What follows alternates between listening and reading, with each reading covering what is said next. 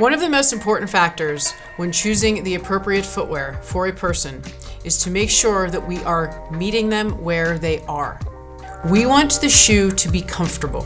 When the person is walking or running, they should not have to think about what shoe is on their foot. So the ability to meet the person where they are is going to be key. When we think about that, if we have someone that prefers to feel the ground a little bit more, who is used to walking or running in a shoe that doesn't have as much stack height, something like the Escalante with a smaller stack height is going to be the perfect shoe for that person. On the other hand, if we have someone who has been running or walking in a higher stack height shoe, where they're used to more cushion, then we want to consider something that's going to match them, like the Ultra Olympus.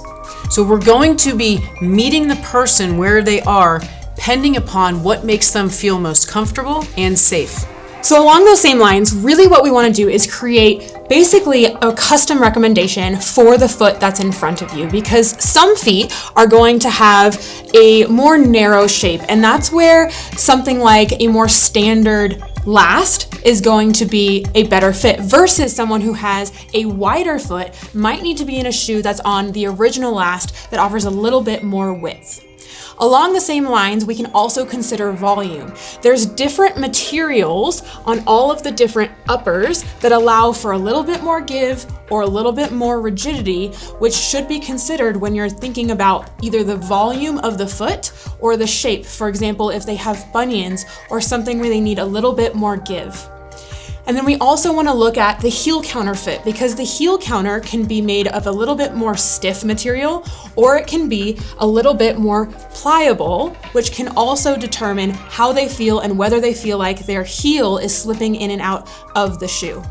And then lastly, another consideration that I will make is also whether or not guide rails can be helpful. And this is something that I like for example, my patients that have chronic ankle sprains. Because the nice thing about the guide rails is they give a little bit more reinforcement or guidance, but they only are there when you need it. They're not going to interrupt the flow or the function of the foot, but they're there for a little bit of assistance to help guide you where you need to go. I think the other factor with the experience line also is the fact that there's a rocker to the foot. So if there are people who have stiffness in their big toe, this can be an excellent shoe for them to be able to facilitate that forefoot rocker. All while still having that nice wide toe box.